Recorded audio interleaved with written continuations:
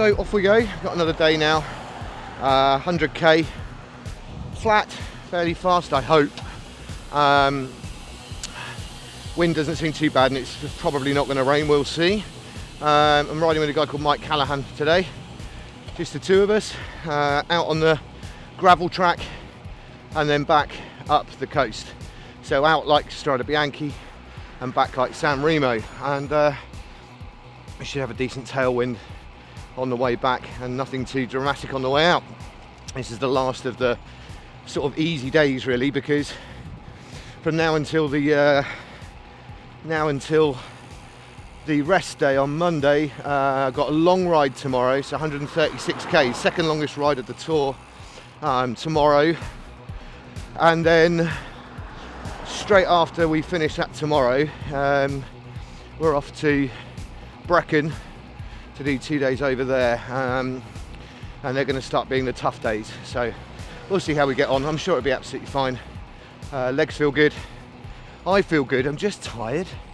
I just don't seem to be able to get a decent night's sleep. I get back from the ride and maybe I need to have a nap then and there, but then I have to make these videos, and then I'm sort of just tired then, and then when I actually go to bed, I went to bed at about 9:45 last night, just couldn't sleep.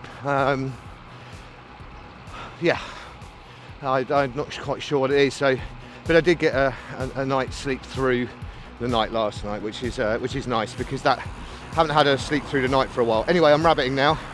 I'm going to go meet Mike and get going on this bike ride. Catch up with you in a bit.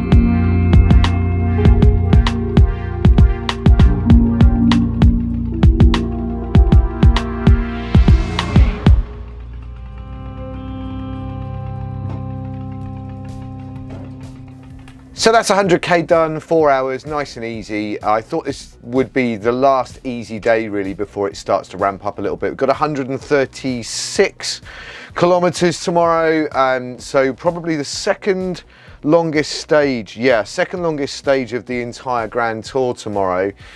So we're leaving a little bit earlier because once I get back and the kids have finished school, we've got to pack up and get ourselves over to Brecon.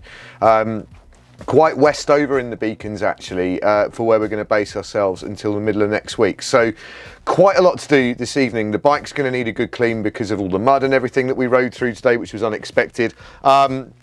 And then to make sure we've got all the cleaning stuff and all the right kit and everything that I'm going to need to take with me, cameras, lights, everything. So that's really the plan from here on in. So it's good to have an easy day today, long ride tomorrow, and then 2 days in the Brecon Beacons before a rest day, and then more riding in the Brecon Beacons going into the third week. One little thing I forgot to mention yesterday is that whilst we were riding up Cheddar the second time, Stefan, the guy with the big beard, overheard some people at the side of the road mentioning something about us in the Tour de France or something, and he turned around and rode down to them and chatted to them for ages and got a tenner out of them, which I think is going above and beyond the call of duty as a teammate. But I forgot to mention that in yesterday's video because so much stuff happened. All the things that happened yesterday, none of them happened today. It was just a straight ride. We went down along the strawberry line, and then we went west, and then we came back up heading north with the wind behind us back home, and it was fantastic. One thing I did want to talk about briefly today is the reason why we knew it was going to be okay, and I know what gear to take with me, is I'm starting to use a new app. The app I'm using is something called Epic Ride Weather. I found it on the App Store a few days ago and I've started using it. It's fantastic. What I like about it is that you can load loads of different files in. Obviously, I'm plotting most of my routes on Strava. So for example, if I go into Strava and look at my routes, so these are the routes that I've done recently, but if I go into here, it shows all the routes that I've uploaded. So let's have a look for tomorrow's, which is stage 13. Here we are, stage 13, so let's click on this. It then asks you for what time you're starting. So tomorrow, Friday 9th of July, we're going to be starting at 8 AM. And then the average speed for the ride. So I've been averaging around 25k an hour for this. So this is where we then get into looking at some of the data for this, for the weather. What I like about it is the way it's laid out. It's super straightforward. So the temperatures we can see in the top one is going to get warmer as the day goes on. If you look at this next one, if it's going to rain, the blue line at the very bottom, which you can barely see there, the probability of rain is there. But what I really like about this is the idea of how much it's going to rain if it does rain. It gives you an idea. So probability of rain is absolutely next to zero for tomorrow. As you can see, that blue line is right at the very bottom there. And then the cloud cover, so it looks like it's going to be fairly cloudy tomorrow. And then we've got the wind. So the wind is obviously a really interesting thing for us to have a look at. So tomorrow we're going clockwise. A very similar part of route to begin with as the 100 miler the other day, but we're going to be going the opposite direction. So you can see from this that essentially we're going to be getting a tailwind almost entirely up to where we get to this place called Dursley, and then it's going to become a crosswind, and then pretty much all the way back we're going to be getting head or cross headwind, particularly when we hit Bristol heading home. It's going to be a headwind all the way. So what that means I can do is it means that we can ride fast at the beginning, but I can tell everybody that I'm riding with that I really need them to save themselves for that second half, because that's where the wind direction is going to be coming from.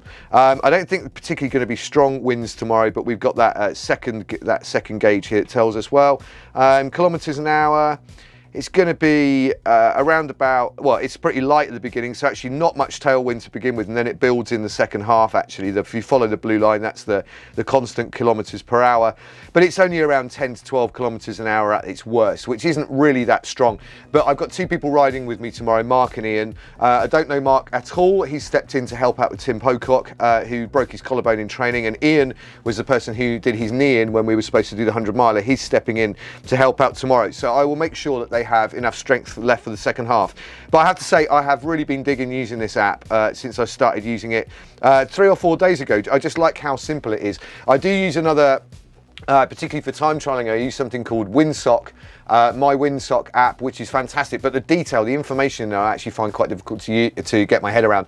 Whereas that app, absolutely banging. So tomorrow I'm probably going to make a really super short video. I'm probably going to vlog from the bike tomorrow, but the video might be super late because I've got to try and get it done either in the very small window of time I have when I get back from the ride before we leave for Brecon, which is probably only going to be about an hour or so, or when we get to Brecon, and then it's going to be a case of unpacking. So I don't know what's going to happen with the videos over the next couple of days, but I will do my best. Just be rest assured that I will keep these videos up together. We've smashed through the 10 grand bracket, the target that we had, and we're going above that now. As I said earlier in yesterday's video, we've got this 20% on top of everything that's raised by stage 21, and that's what I'm aiming for, is to smash through that. So effectively we're going to be over 12 grand as it stands at the minute. Have a good one. Wish us luck for tomorrow, second longest stage tomorrow, and then we're into the beacons. See you later.